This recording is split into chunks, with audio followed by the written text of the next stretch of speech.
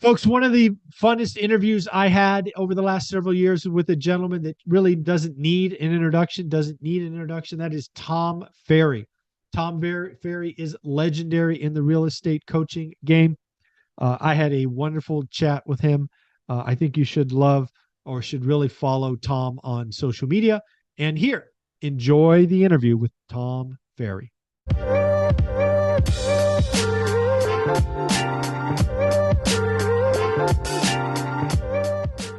Hey, everyone.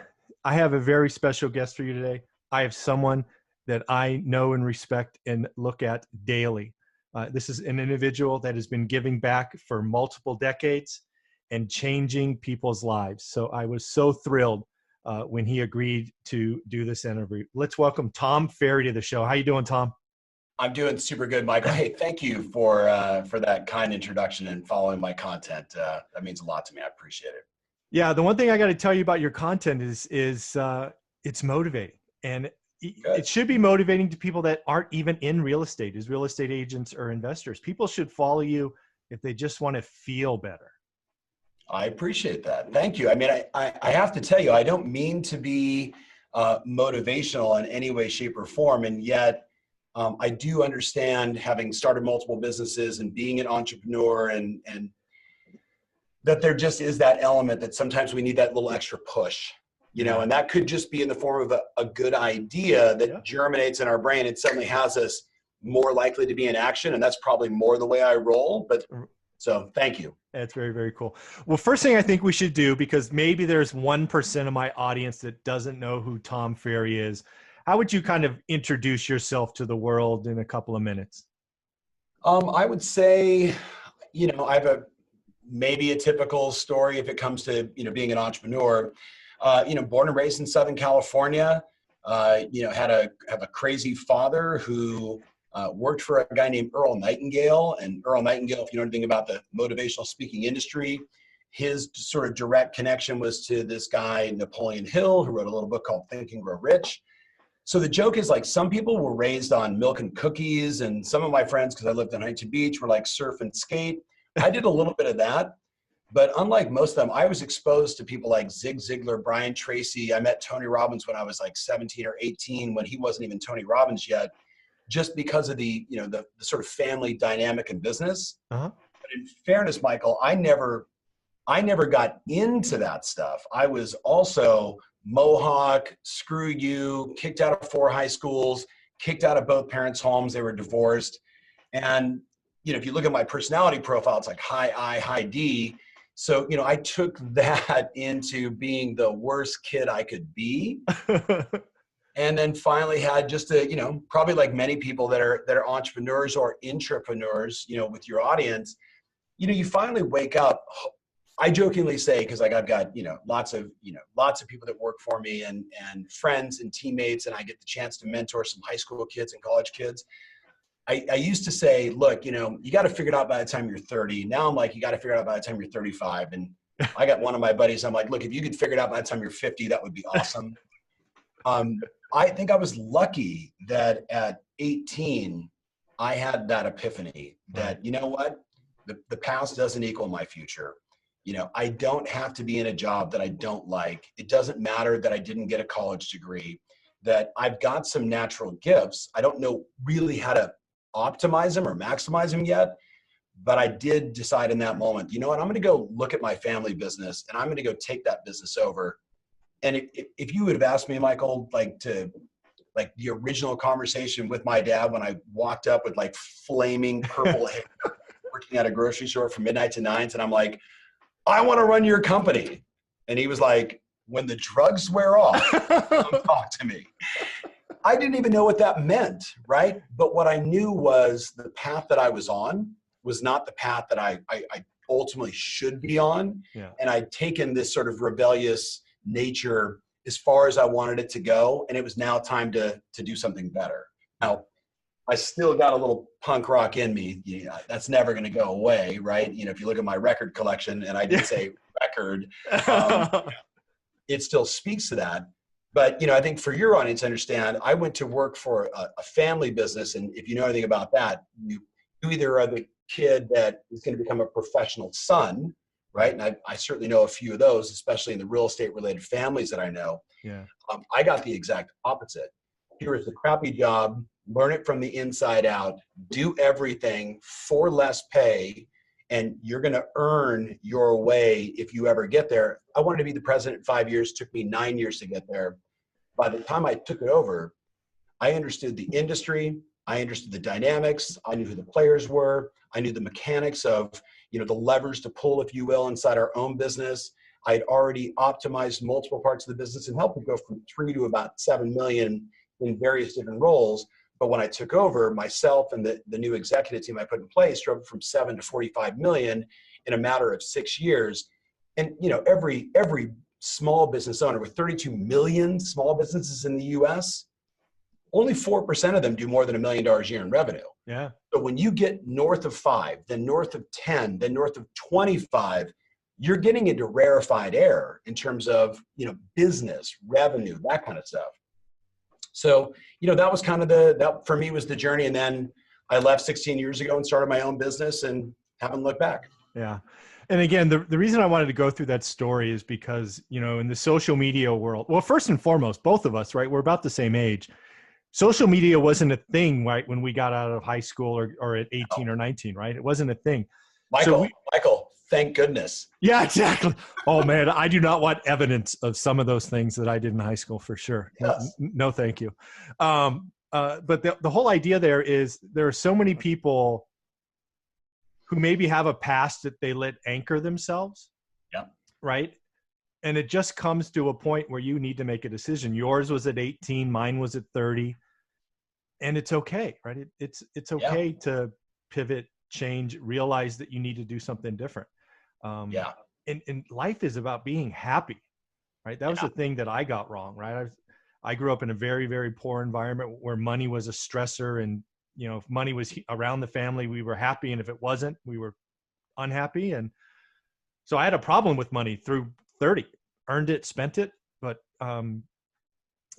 people need to realize that there are people that can change your life, and you're living evidence of that. So it's pretty awesome.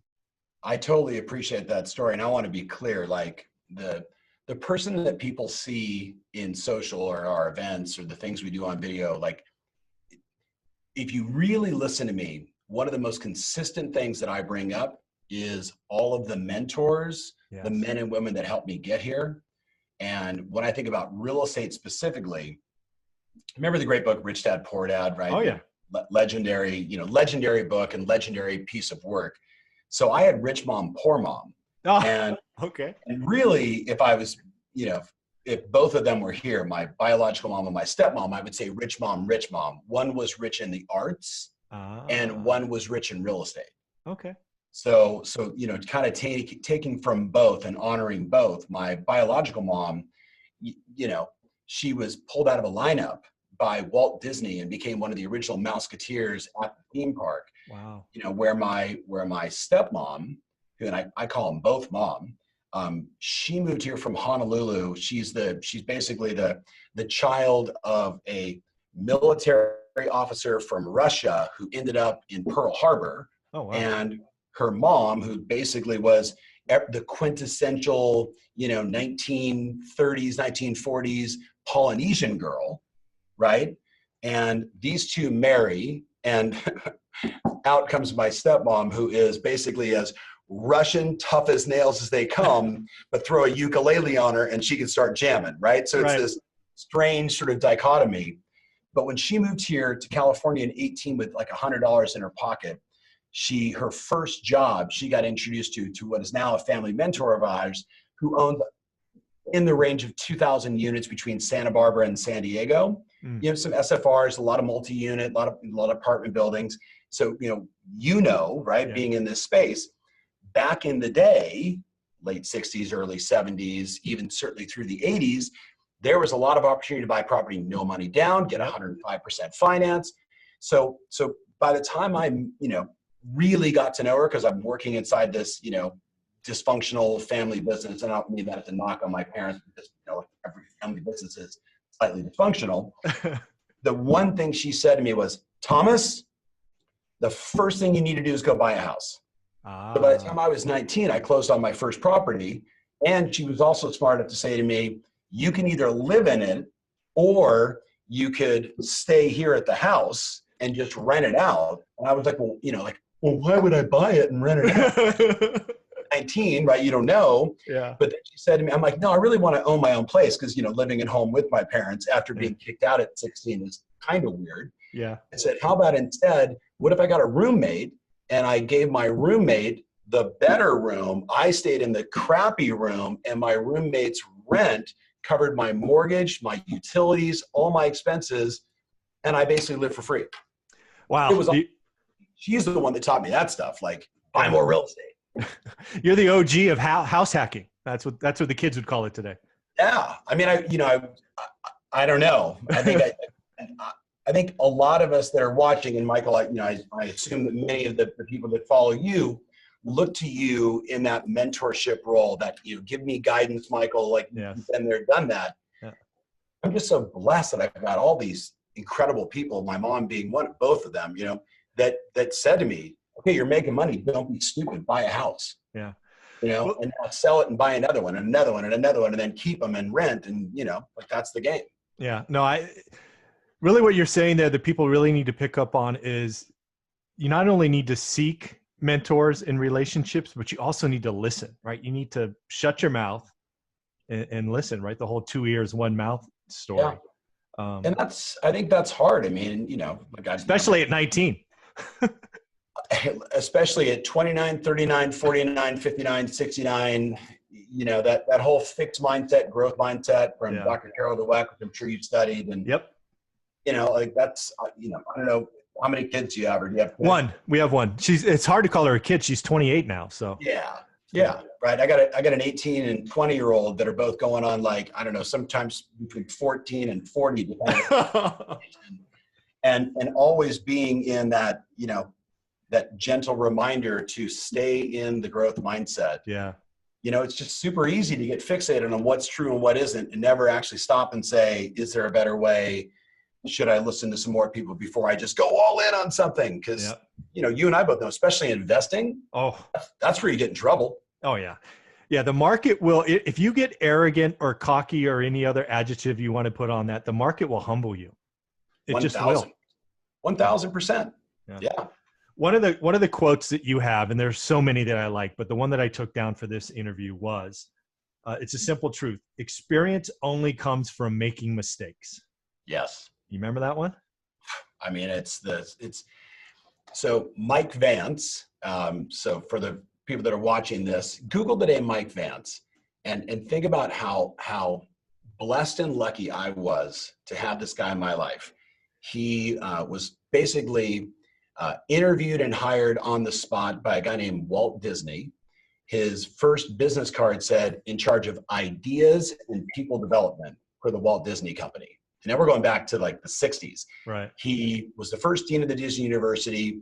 Walt had passed. He launched Orlando and basically was like, okay, I think I've gone as far as I can go. The bean counter brother that he sort of always joked about. He said, Walt, I would fall into any war, but I'm not going in for an accountant. So no knock against accountants, just telling you how he tells the story. Yeah. His next mentorship so he's mentored by Walt while he's mentoring others. Mm-hmm. The next person he mentors is a guy named Jack Welch, who we all know what happened to Jack. Then he becomes very close with a guy named Mother Teresa. Oh, wow. Imagine, Michael, can you imagine having a conversation on a Monday at 9:00 in the morning, first with Jack Welch about, be neutron Jack, take out the world, be number one in everything you do. And then the next conversation with Mother Teresa. No, I think my brain would explode, but that'd be awesome. Yeah. Well, so what if I told you that fast forward 10 years later, it was Jack, it was Mother Teresa, and then it was Steve Jobs. Wow. If you read all the early books, as a Silicon Valley guy, you can appreciate, you read all the early books on Apple. There's this story where Mike Markkula, who, was the first one to write a check for $250,000 when they were still in the garage. Yep. Right. And so Markkula, I get like truth bump, goosebumps, whatever you call them, just thinking about the story.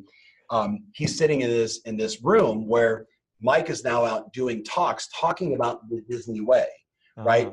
And what they did at Walt Disney and how every business could take that on. And we saw Jack Welch built his university. We saw Hamburger U, which was, sort of the same exact thing as Disney U, right, for McDonald's. And so many other businesses followed some of his early innovations. Walt Disney called this guy, by the way, the most creative man on the planet. Oh, wow. That's a pretty, when you're also hanging out in a meeting with Salvador Dali and others that Disney would use back in the days for their either idea development, et cetera, pretty cool thing. So he's sitting in this room, he's doing a talk, and this guy walks up and says, look, I just wrote a check for this company, these kids that are building these computers, and I think they remind me a lot of the way you're describing Walt Disney, but they don't have the framework of how they did it. Would you be willing to come up and consult with us? And you'll appreciate this. He said, sure, I'd love to do it. Are you guys raising money? Well, yeah, I just wrote the first check. Great. I'll take options over cash. There you go. That was a good move. That was a good move.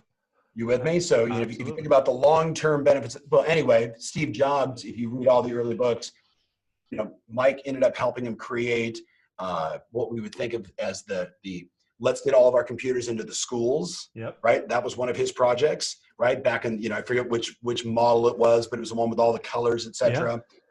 Anyway, I give you all of that just for context.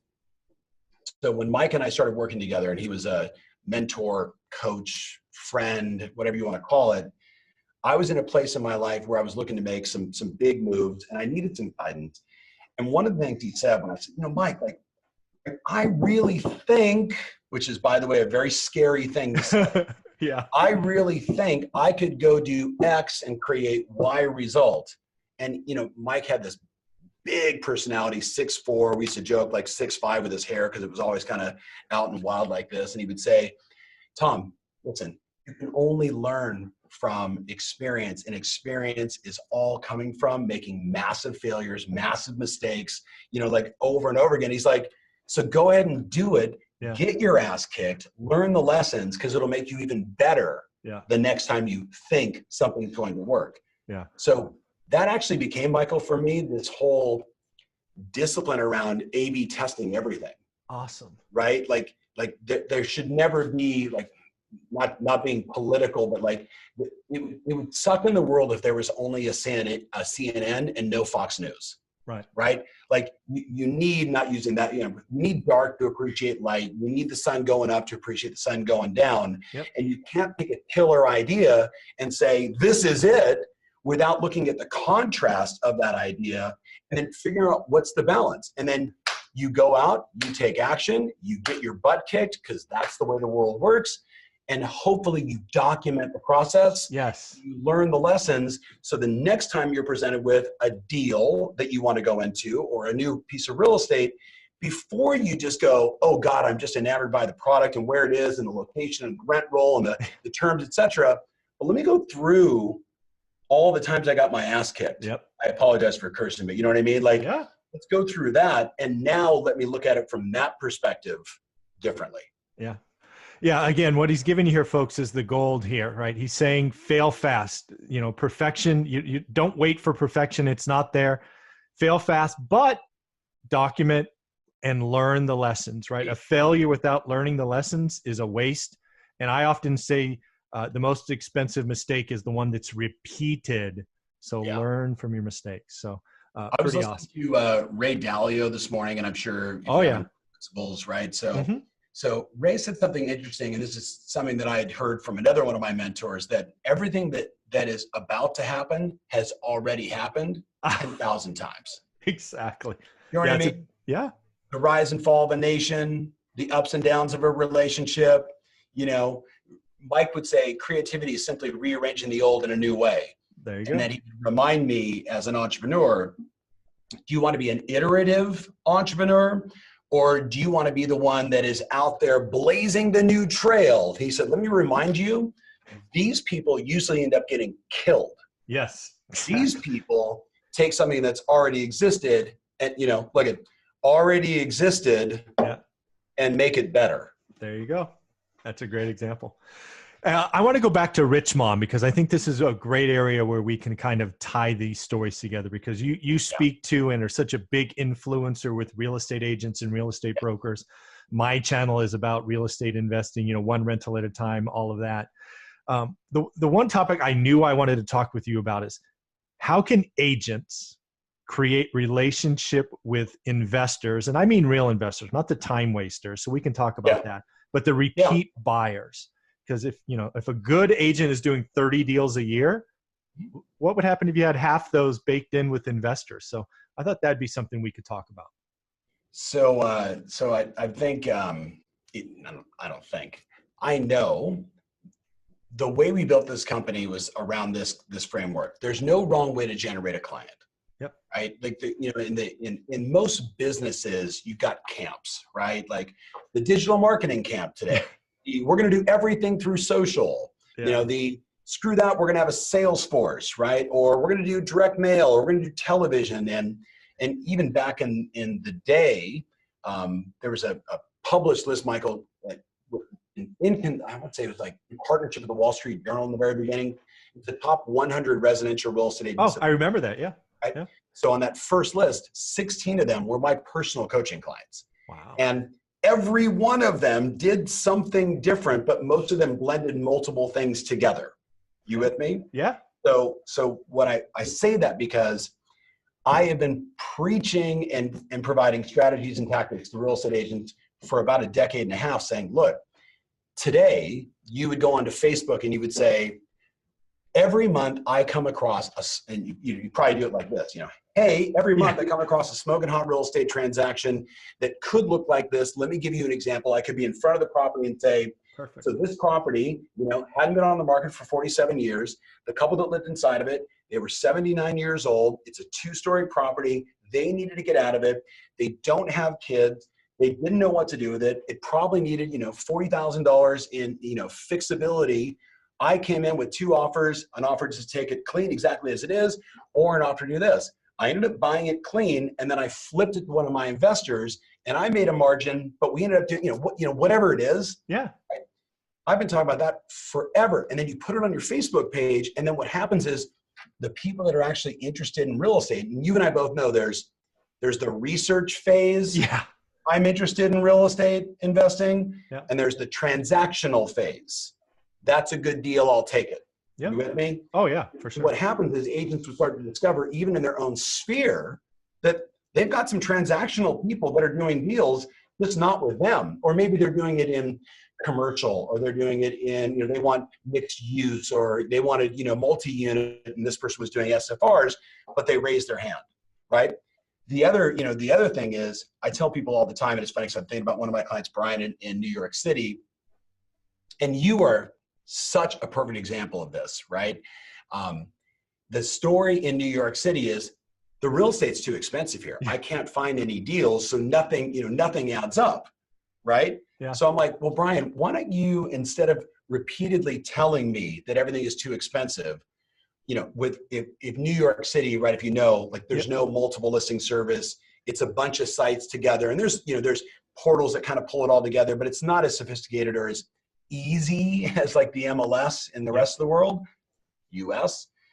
So he starts this thing, and I say, look, let's come up with a email newsletter to your entire database and everybody else, brokers, etc., called Deal of the Month. Ah. So the story was, myself and my team would sit around for about 7 hours, and we would look at properties that just came off the market. We'd look at properties that just came on the market. So off market, on market, new. Yep. Then we look at stuff that's at the 5 and 6 month mark, about to expire on their listing contract. Yep. Then we would look at our, what we call most likely data, which was, again, those, you look, 2-story house, 79-year-old couple, no mortgage. Yep. You know what I mean? Like, most likely to move, whatever that may be, and it's going to be different market to market. And we would work, like he'd tell the story, like we would just pound through all of that stuff, and we would identify just one property. In almost every case, it's not our listing. Yeah. But because we want to serve our investor community, we're going to find the one, and we're going to push it out. Yep. If you'd like to be on our VIP list and get early access to it before the all hands newsletter, let us know. Exactly. And all of a sudden, first of all, Brian starts buying deals. Congratulations. Even if he's in Manhattan, he buys it in Long Island, or, on the other side of, in Fort Lee, New Jersey, which is just over the G-Dub. Like, who cares, right? the bottom line is he now is concentrating on finding deals, and that network of true investors exploded. No, and exactly right. And I know you're a big fan of video, and agents need to, again, stop being perfect and just get out there. I think the deal of the month idea is gold. I think, real estate agents need to understand that investors are really kind of simple creatures, right? Yeah. At least the transaction ones, not the research phase, right? The transaction ones. Yep. Right. We want a deal, and we're typically either going to buy to hold, which was my model, right? I want something that's going to cash flow with 20% down in a nice neighborhood where I can go theoretically pick up rent myself without a gun. Yep. And then there's the people that go, hey, I want the old house that hasn't been updated for 40 years because I want to put in granite and, just change it up and sell it. Yeah. But that's like maximizing yield versus just sort of easy, right? I mean, there's no wrong way, but I know, going back to, by the way, everyone that's watching, shameless plug. If you haven't read this book, right? That's awesome. That's what's cool. But I think it always comes down to like knowing as an investor. Yeah. Like I was mentioning you before, like my wife will basically buy any duplex in a certain part of Costa Mesa under a certain number of blocks. And she knows everyone that is currently owned by, like an investor, because, what is it? There's like 11.2 million plexes in the US, duplexes, triplexes, fourplexes, right? Like we're kind of into that. We know that number. And then that like, I want to say like 90% of them are mom and pop owners, right? There's no hedge funds that are going after this stuff. It's really for all of us that want to create generational wealth for us, our family, and our friends.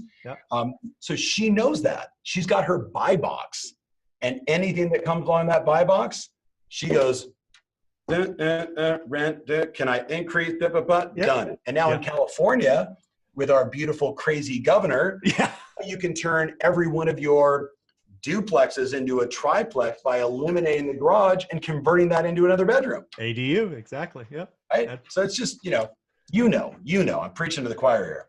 No, but this is all great because people need to realize, a couple of things. Because the rub I get when I go to talk to, like, I get invited to speak to real estate groups, right? Real estate agents, right? Yeah. How do we do this, right?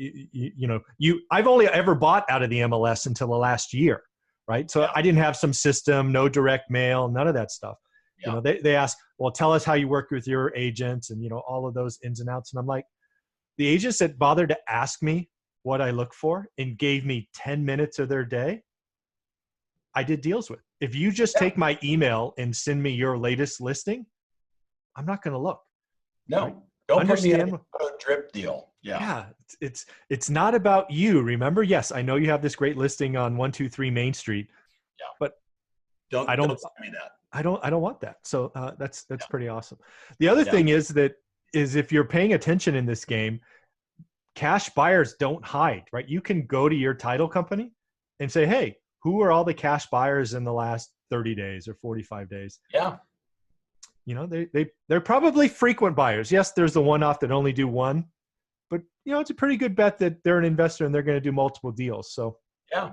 So everyone that's watching, consider, and Michael, I just heard this number from a buddy of mine named Steve Harney, who does for the real estate agents a program called Keeping Current Matters. Right. So he takes 5,000 real estate data points and then basically synthesizes it, codifies it, and then pushes it out to agents so they could be the empowered, educator in their marketplace. For the people that are watching this, they should be looking at people like Ivy Zellman, right? The Zellman report. So where Steve's is more sort of national news, Ivy covers every sector of the real estate, commercial, mortgage, builders, what's going on, publicly traded companies and not. Phenomenal research. They both basically say the same thing. It's like 36% of all homes in the US have no mortgage. Wow. That's interesting to me. Now, if I was a local investor, I'd probably go to my agent and say, do you have, whether it's Corfax, which is a data mining solution, or Remine, which I'm an investor in, so I prefer to use that one. Remine, you could go in and basically say, show me every property. Like it just overlays the MLS, Michael. Show me every property in the MLS where there's no mortgage, right? Where it was acquired in 2006, 7, 8, maybe not 6, 7, 8, 9, Yep. right? Or even some of my friends, 8, 9, 10, 11, 12 in your marketplace. And then you look at the run that happened. 50% of all homes in the US right now have more than 50% equity. Oh yeah, for sure. Like that's bananas. But as an investor, when you start digging into the data and you know what your buy box is, it becomes super easy. Hey, agent, go knock on that door, that door, that door, that door. Here's my written offer. Yep, exactly. Right? You can get really detailed today and very specific and cut out a lot of the nonsense. Yeah. So again, this is what Tom is giving you here, guys, is gold, because he's saying that agents and investors, if you just sit down, respect each other, have a conversation about what you're looking for, you can help each other and you'll be an asset. And it's a mutually beneficial deal. And listen, I tell my agents, so sorry, investors, I tell my agents, when you find a smoking hot deal, you are an idiot if all you do is hit enter into the MLS. Call me. Yeah. Right? Like, and that's what the investor should be saying, right? Like, yeah. Don't hit enter in the MLS when you find the person that is, I'm sorry, we call it the 3 Ds, right? Death, divorce, and default, right? Don't do that, right? Call me, and or I'm going to call you as an active investor, and I'm not going to have one agent, I'm going to have 7 or 8. Yeah, for sure. And I'm going to be working them all the time saying, what do you see? What do you see? What do you see? Like, that's what an active, smart investor, and you could do that having an FTE, right? Being a full-time employee. Absolutely. Someday. Yeah.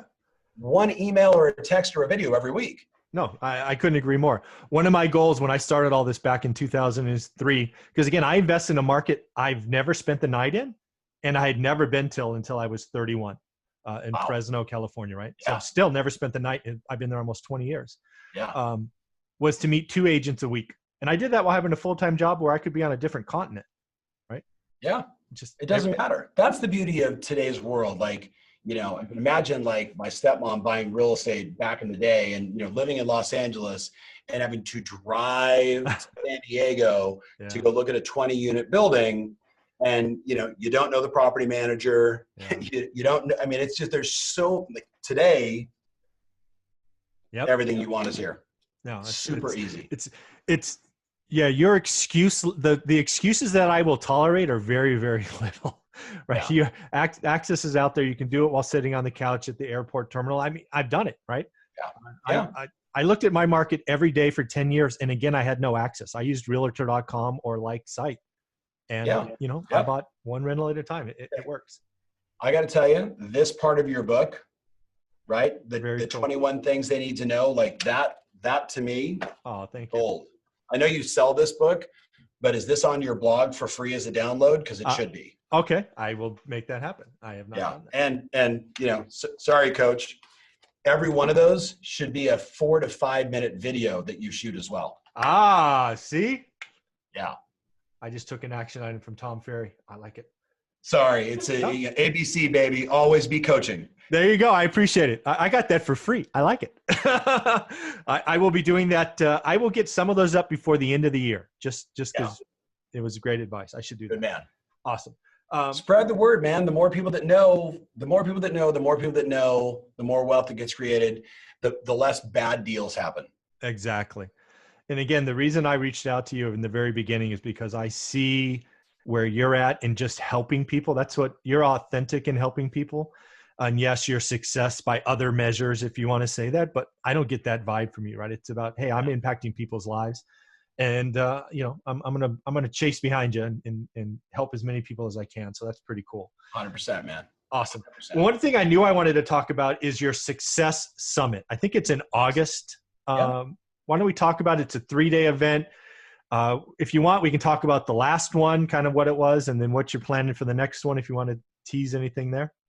Yeah. I mean, so I think anybody that works for a major corporation, there's probably some annual, you know, conference that, you know, the company has, or that you guys, like we send a lot of people to conferences inside my company to go learn specific knowledge. In the residential real estate space, it's very typical, you know, major corporations do their annual convention. People like myself do an annual convention. Summit's that for us. It's actually 4 days long. Oh, 4 days. And we'll bring in, call it 6,000 real estate agents, owners of companies, some ancillary, mortgage, title, escrow, people that are working in the real estate transaction, a lot of real estate technology companies coming there, whether as a sponsor or just to be on the pulse of what the very best agents are doing. Right. And over the 4 days, basically it's, hey, like, here's the most important trends that are happening as a residential real estate agent to be ahead of the curve, right? Yep. Whether that was ready in 2007 when I was talking about, hey, you might want to look at this Facebook thing, or 2009, it might be time to get on YouTube and start shooting videos, or truthfully, ready in 2005 when I said to all my 800 people back then, it was my second year in the business or in this new company, saying, hey guys, every sign is here. We're about to go into a massive real estate collapse. So now is the time to start calling all your bankers. Now is the time to understand REOs. Mm-hmm. And Michael, could you imagine in 2005 saying that? 2005, 2006, I'm doing this. Yeah. And people were like, Ferry, you're negative. Yeah, exactly. We don't like you. I just leased my third Rolls Royce. I am the Shizzle. And I'm like thinking to myself, you're dead. Yeah, you're dead. Right? You're dead man walking. Yeah. I got started in 1989 when the mantra was just survive until 1995. I remember. Yeah. Right? Like that was and we didn't even know what would happen. We were praying, right? That the world would speed up and things would get back to some level of normalcy, like 11.5% interest rates, like normal. Right? Yeah, normal, of course. So at this event, we do trends, and then we do a lot of case studies of best marketing tactics, best new approaches. We definitely do some mindset work because so many of us, myself included, that our head is a scary place to be. So we spend some time doing some very tactical things to get people outside of themselves, whether it's to be more confident, to be a better, influencer, just negotiation, expertise, sales and marketing expertise, running your business like a business, being a lot more organized, all that stuff is covered and more. And what's unique about it is I've got so many amazing clients. Now we'll do, 60 different breakout sessions being led by the number one agent at Intero in Silicon Valley, who is a personal client of mine named Andy C., who dominates 2 marketing strategies in real estate, open houses and geographic farm. Now those are, Michael, those are as old as dirt, right? Right. Yeah. And yet, because iterative, not, trying to blaze the new saddle and try something that no one else has ever done before, like, let's just make it better. That young guy as a real estate agent will do anywhere between, here we are at the end of the year, so I get the final numbers this week, call it $10.5 to $11 million in commission income in real estate. So to have him stand up and say to people, these are the 5 things I do to drive traffic in. These are the 3 most important questions that I ask when I engage with a customer.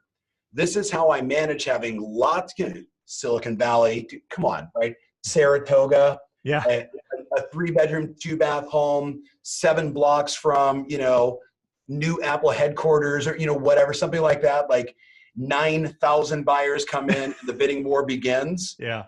Well, how do you sort through to find who's real, who's not? You know what I mean? And then having people share that kind of wisdom with brand new agents and people 45 years in the business so they don't have to reinvent the wheel. Like that's what that conference is all about. Well, that's awesome. One thing I know I want to ask, just given that we're both in the game for a long time now is, as we exit 2019, right? Mm-hmm. I think it's fair to say we're closer to the peak than the bottom. I think that you can't argue that. Yeah. But Michael, but every sign says this 11-year bull market could go out to 2021, 2020. Oh, for sure. Absolutely. Right? And remember, I was the one that was beating the drum like, holy smokes, 2005, it's over. 2006, it's over. And then I was like, oh, darn, I was right. Yeah. Ouch. That hurt. Yeah. Yeah. Yeah. So it's interesting to see where we're at now because it's very different, right? I still remember 2005, 6, 7. I was active, right? So I saw it coming. We actually 1031 out of houses into apartments. So we escaped well, right? We were fine. My mom did the same exact thing, but all into triple net lease shopping centers. Ah, there you go. That even better. Yeah. Already at the end of 2005. Smart. I'm just going to follow what she does. I'm just going to. That's what I do. Hey, what are you buying? Right. Yeah. So, what are you doing today? Let me take you to dinner. Yeah. Oh, the good news is she lives like we're in terrace living. I live here. She lives here. So I'm like, hey, what are you buying now? That is awesome. So let's talk about it. What do you see going on in 2020 as far as demand, supply? Obviously, interest rate, I think, stay low, right? Because we're both used to it. We both seen a lot higher. Just another solid year. Yeah, the Fed just came out and said no interest rate change. Forecasted for 2020, which is a blessing. Yep. If you read Ivy Zellman, there's just so many data points that you can pull from. What we basically have in the residential market is basically 4 markets, right? So you got first-time buyer market, you got first-time seller market, you got beginning of high-end, and you have ultra-lux, right? There is, I don't know, a 1-day supply of homes on the market, right, for this area, which is interesting because you start looking at what's happening. You've got this overwhelming buyer demand coming in with interest rates being low. The builders have been behind for 12 years, forever. Yeah, since 2007, right, when the wheels came off. And they're yet to build enough product, right? So we're in trouble there. You got 2.5 million properties that are owned by all these hedge funds, right? REITs. And if you look at the disparity, you know what we need? We need them to put every home on the market, and then we'd be okay. Yeah, true. Right, but the challenge is, remember when they were all buying. Blackstone, everybody, right? Anybody in their right mind that had money said, hey, buy low, sell high, right? But what's happened is the rate of return for them because of appreciation and the rents, it's crazy, right? Man. They all said, screw it, we're not going to sell any of this stuff. Yeah, why would we? Right? Or why would they? Yeah, exactly. Yeah, right? If anything, take it public and cash in on it. It's bananas. So look, we don't see enough building. The first time home buyer, first time home seller, that market is as hard as it can be to get into, and that's challenging. In your area, that's $1.2 million, right? For a 2-bedroom, no bath beater, right? Yeah. And I live in Newport Beach, Corona Del Mar. It's the same thing, right? So what's happening is the first time buyers are being pushed an hour away from where they work, 90 minutes away from where they work. Yeah. Right. Yep. So, there's nothing new in that. You can go back to 25 years ago when we said, follow wherever the next Walmart goes and buy everything you can, because in 10 years, it'll, you know what I mean? Nothing new in that. So that's going to be a disparating issue for the first-time buyer, huge opportunity for the first-time seller. What we need is to reverse the dominoes. We need the beginning of the luxury market where there's too much inventory. Agreed. And the only stuff that's selling is turnkey, beautiful. Yep. You with me? And by the way, old is anything 3 years old. Yeah. That's the reality, right? I just bought a condo in Dallas, and they're like, oh, this thing is brand new. It was built in 2014. I'm like, oh, let me guess. There's carpet. Yeah, exactly. I'm like, you don't buy a house with carpet today. You know what I mean? Just, what, right? So anything that's 3 years old is old, right? 4 years, 5 years, 6 years is dated, right? Looks shabby. And yet the seller's like, this is my house. I want a premium price, blah, blah, blah. So if we can get them to reduce their price, the first-time seller will move up. Yep. And then these guys and gals, depending upon their age and where they're at, maybe they'll step up to that X million, X multi-million, 10 million, whatever, 2 million, 5 million, 10 million. Yep. Or they'll go back down and go buy that condo and move from the Northeast to Southern New York, AKA Florida. Yep. Right. Which we see that massive migration happening. Yep. Or you look at any one of the southern states, right? Especially the ones with zero income tax, Yep. where the coast is finally figured out, hey, Denver, yeah, it snows, but there's 4% state income tax with a pretty decent housing market. Yeah. You know what I mean? Yeah. Not Dallas, but surrounding, same thing, not Phoenix, but surrounding. Yep. I think 2020 is going to be bananas. Yeah. And between you and I'll probably buy 5 or 6 more duplex. Yeah. Easy. Maybe Yeah. 10 if I can pull it off. Yeah, I think I'm on record. Actually, I just did a video this morning, the daily financial update, that 2020 is going to be fine for real estate. The ultra high end is going to get a little sticky. Oh, no doubt. Yeah, No that market's a little iffy right now. But anywhere else, I think you're right, and I do think it's that market 2 and market 3 collapsing a little bit is what kind of unlocks all of this. Yeah. Now here's a little fun fact. So one of my clients, Gary Gold in Beverly Hills, in the last 3 years has sold 2 properties north of $100 million. One was the Playboy Mansion. Wow. Listed for $200 million, sold it for $100, basically to the next door neighbor. Oh yeah, I read that story. Yep. Right? Great guy, longtime client. Then after he closed that deal, got a come list me call for a $350 million house that Lenchlin, I'm going to space the Aussie family that owns everything, Rupert Murdoch, right? Murdoch, $350 million list price, closed for undisclosed, we think $150 million. There you go. Yeah. So it's funny. The problem is when that happens, you know what everybody says in the high end? Raise my price. Oh. Well, think about it. Yeah, of course. It was for $350 and it sold for $150, which was probably true market value. Yeah. And I'm on the market for $10. I mean, if I told you right now the number of properties that are available on the west side of LA, you know, that are in the 25 to 45 million range, most people would throw up in their mouth. There's so much inventory for the one buyer that's going to buy a house in the next 18 months. Exactly. It's crazy. Yeah. So I see it there. So I know you have to go. You have a meeting you got to get to. I want you to close with, how can people follow Tom Ferry? Where do you want him to go? IG, Facebook? Where do you want him to go? Whatever your flavor is. You know, I'm super active on Twitter. I'm super active on Instagram, Facebook, LinkedIn, YouTube. Probably the thing that I'm most proud of, and thank you for that, Michael. I appreciate that endorsement. In the last, I don't know, a year, I'm looking at Courtney on my team. I started this thing where I'd say on Instagram stories, got a question?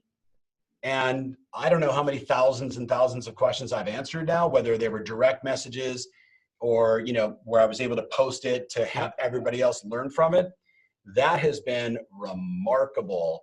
And look, I get 17-year-olds that say, hey, my parents want me to go to college and I don't really care. I want to go into sales. What do you think? Yep. I also get, hey, I'm sleeping with my assistant and having an affair. And you're just like, like probably not going to post that on the public page, but I send a private message to, real estate investors, real estate agents, tech companies.